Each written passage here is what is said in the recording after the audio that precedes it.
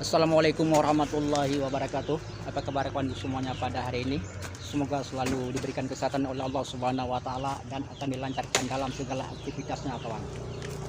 Jadi pada kesempatan hari ini kawan, kita lagi memuat sawit dalam kol seperti ini kawan. Kita bawa ke pabrik ya. Harga ini sudah banyak bijian yang tumbuh di belakang seperti ini kawan. Kalau kita melakukan untuk pembibitan, kita lihat dulu perbatangannya bagaimana kawan ya. Ini orang perempuan pun lagi kerja kawan sambil proses buah berondolan.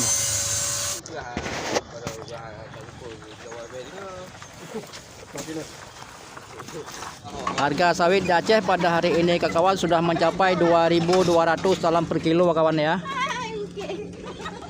Pada hari ini jadi petani sawit semuanya semangat kawan, karena harganya pun sudah meningkat daripada beberapa bulan yang lalu kawan. Sudah mencapai 2.200 dalam per kilo. Sangat lumayan kawanku semuanya ya. Ini sudah hampir muncul kawan, kita muat seperti ini aja kawan ya. Jadi posisinya kita atur kawan harus seperti ini ya kawan ya. Jangan sampai terjadi nanti kejatuhan di saat kita berjalan. Nah, ini tokinya kawan, yang petak sendiri yang ngatur posisinya buah sawit supaya nanti jangan terjadi kejatuhan di saat kita berjalan. Oke, kita sekarang kita lihat dulu untuk bibitnya kawan ya. Bagaimana yang kita ambil untuk bibit yang bagus. Ada juga bibit yang bagus ya kawan.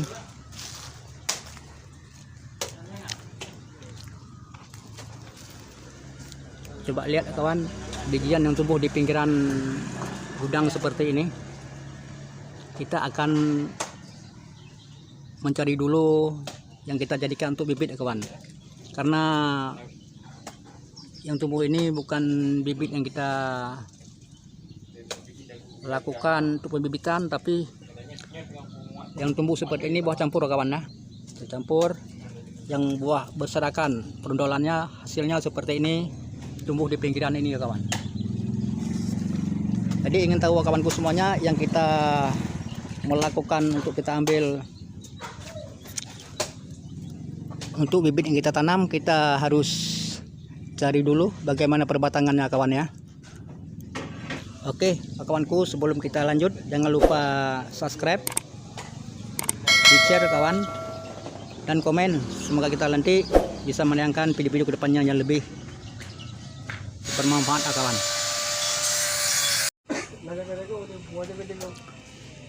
Kita sekarang lagi melakukan pencarian bibit sawit yang tumbuh di pinggir gudang seperti ini ya kawan ya. Kenapa kita harus melakukan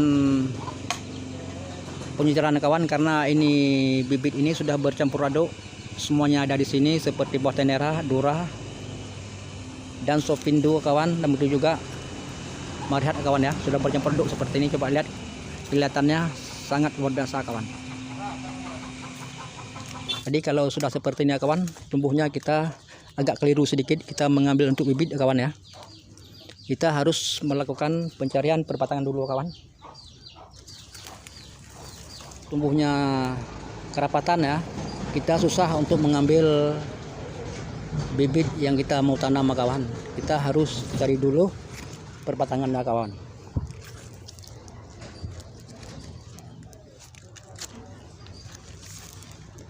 Kita yang pertama kita lihat daun benangnya dulu kawan ya. Pada ujung daun, pada ini kalau soal benangnya kawan, semuanya ada benang kawan. Nah, contoh seperti ini. Kemungkinan ini kawan sudah mempunyai umur batang seperti ini sekitar 8 bulan 9 bulan kawan ya. Karena sudah ada benang pada ujung daun kawan ya. Kita cek dulu bagaimana benangnya kawan. Nah, ini kalau kita lihat seperti ini kawan, semuanya ada benang ya. Tapi kita tidak boleh berpedoman untuk benang pada ujung daun kawan.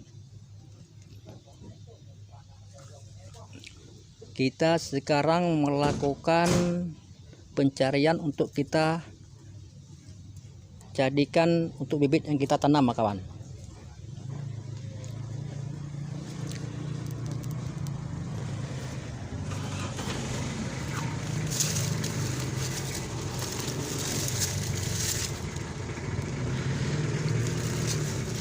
Karena kalau kita melakukan untuk penanaman, kawan, kita harus cari dulu berbatangan yang bagus, kawan ya. Kenapa kita harus bilang seperti itu, kawan? Dikarenakan nanti sudah kita tanam hasilnya tidak memuaskan.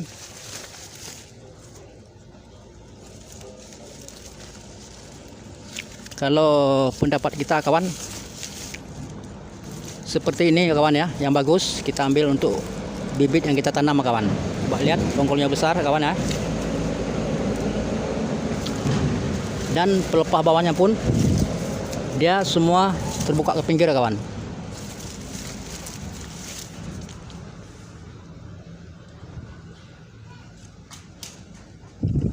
Dan yang kedua, kita lihat daun pensampingan, dia seperti ini, masih dempet pada ujungnya.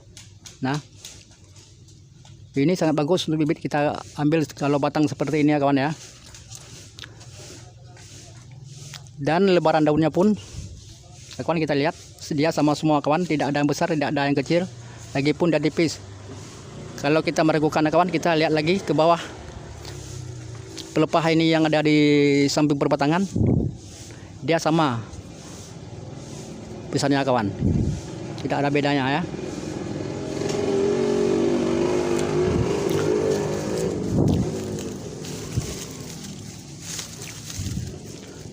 Jadi seperti inilah, kawan, kalau kita melakukan untuk penanaman.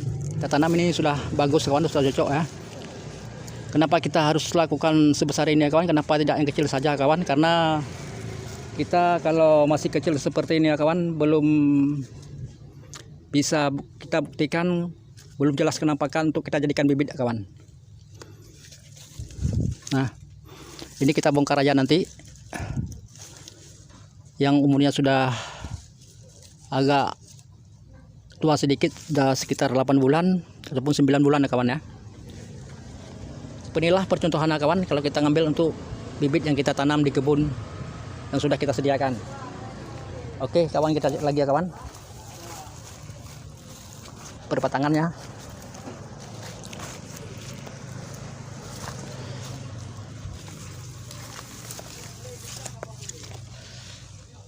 Nah, seperti ini juga bisa juga, kawan ya. Seperti ini kita ambil saja, nggak apa-apa, kawan, bagus memang dia ini. Coba kita lihat daun pucuknya seperti masih dempet ya, ujung ke ujung, kawan. Soal benangnya pada selah daun, kawan, coba lihat ini sudah agak kepanjangan ya, semuanya ada benang. Karena kalau di samping gudang seperti ini, kalau kita melakukan ataupun pengambilan untuk bibit yang kita tanam, kawan, harus kita teliti dulu, kawan ya. Lebih bagus kita ambil saja seperti ini, kawan, yang sudah besar. Ini sudah jelas kita jadikan untuk bibit, sudah sangat mantap, kawan. Oke, kawanku, sebelum kita akhiri, jangan lupa subscribe, di share, komen ya, kawan ya. Karena kita ini sama-sama membagikan pengalaman bagaimana bibit sawit yang tumbuh di persampingan gudang seperti ini. Jadi sebelum kita akhiri, kita mohon maaf atas segala kurangannya, kawan. Assalamualaikum warahmatullahi wabarakatuh.